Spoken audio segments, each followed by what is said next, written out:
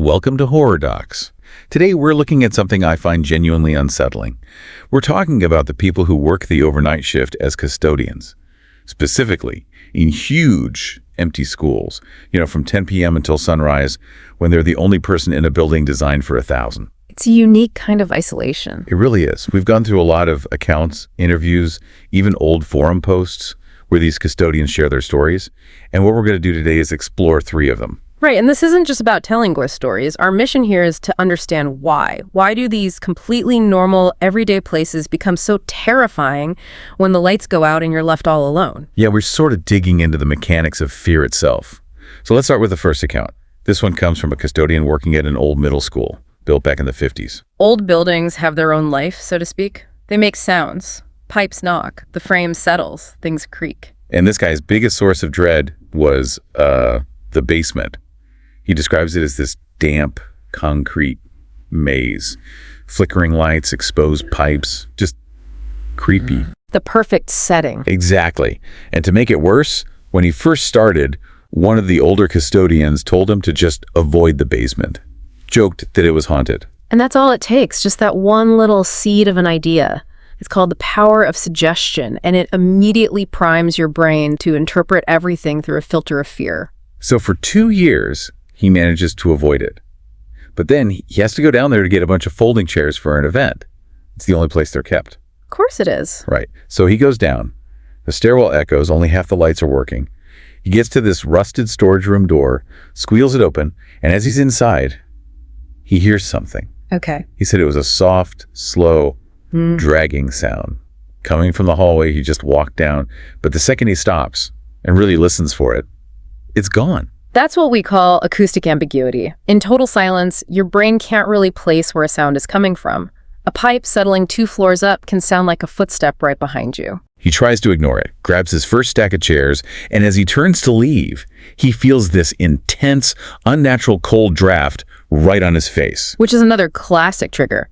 A sudden temperature drop, even if it's just from an HVAC system kicking on, puts your body on high alert. It's a primal evolutionary response. So now he's on edge. He goes back for the second load of chairs, and he notices the stack he left behind looks different, like it's been shifted just slightly. Now his senses are starting to betray him, or at least he thinks they are. That's when it escalates. He hears a loud thump from down the hall, followed by a scraping sound. And he looks, and a classroom door about 20 feet away that he knows was shut tight is now cracked open. So now you have a visual confirmation that something is wrong. He tries to rationalize it. Maybe it was air pressure. He even checks the room. It's just an empty science classroom. But the moment he steps back out, he hears the dragging shuffle again. This time, right behind him. And at that point, logic goes out the window. The feeling of being watched, that sensory pressure, it just takes over completely. He bolted, ran upstairs, and locked the stairwell door, which he wasn't even supposed to do.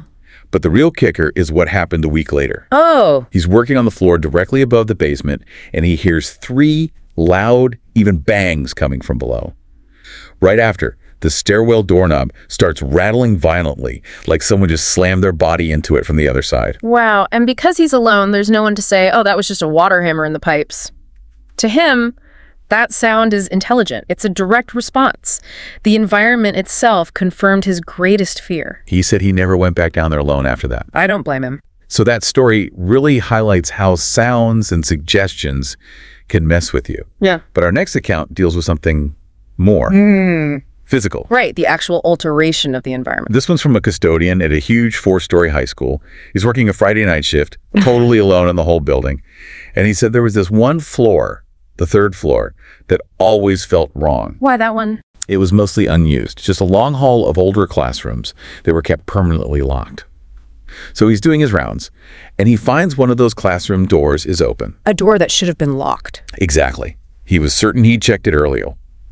He goes inside, and there's a cardboard box near the back wall that's tilted over, and there are clear scuff marks on the floor next to it, as if it had been dragged a few inches. He thinks, maybe I'm just tired, paranoid. So he straightens the box, locks the door, and continues his shift. But later, when he passes that same hallway again, The door is wide open. Oh, no. And the box isn't just tilted. It's been moved from the back wall to the absolute center of the room. Okay, that's much harder to explain away than a draft. That's a significant, deliberate-looking change. Totally. So he stands in the doorway and he calls out, hello, who's in here? Yeah. And at first, just silence. And then He hears it. For the back of that empty room, he hears slow, deep breathing. wow. He said it was unmistakable. It wasn't a pipe. It wasn't the wind. It was biological. This is a critical point in these accounts. It's the transition from a visual anomaly, the box, to something auditory and human. When you're under that much stress and sensory deprivation, your brain can sometimes just create sounds. It's a known phenomenon. He was so freaked out, he called the supervisor, who came in. They checked the room together. They found nothing, of course, except for that box sitting right in the middle of the floor. So the supervisor confirmed the physical evidence, at least. He did, and weeks later, he found out that years ago, a student had actually hidden in that exact room as a prank. Which is weird, but it doesn't explain what he heard that night when he was completely alone. But that little piece of history is so important. It provides a narrative. Now, in his mind, the room has a history of being compromised. It validates the intrusion, which makes the auditory event feel even more real. The building's own story is feeding the fear. Yeah. He said after that, he always felt like he was being watched on that floor. I can imagine. So our final account sort of brings everything together. The sounds, the visuals, and something much more personal. This custodian said the worst part of his entire job was cleaning the school's massive auditorium. Auditoriums are strange places acoustically. They're designed to carry sound in very specific ways, which can create some really bizarre effects when they're empty. Echoes, standing waves, all of it. This place was huge. 3 levels of seats, a big stage with heavy curtains. He said the shadows in there just felt darker. And one night while he was sweeping, he heard a rustling sound. And then, clear, slow footsteps walking right across the empty stage. Footsteps are so distinctly human. It's not a random creak. It's rhythmic. It implies intelligence. He checks behind the curtains. Nothing. Just dusty old props. He goes back to work, starts mopping, and he catches something out of the corner of his eye. A shadow moving across the second tier of seats. That could be anything, a car's headlights outside. But in that state of mind, it's never just a car. But this is where it gets really direct. He's almost done, and he hears a low whisper coming from the balcony seats high above him. A whisper is very different from a footstep. It's intimate. It's meant to be heard. He tries to ignore it, to finish up. He's on the stage, dusting some equipment, when the whispering comes back. But this time it was crystal clear, and it sounded like it was directly behind his ear. And it was saying his name. Ah, and that's the final escalation. Hearing your own name is the ultimate personalization of a threat.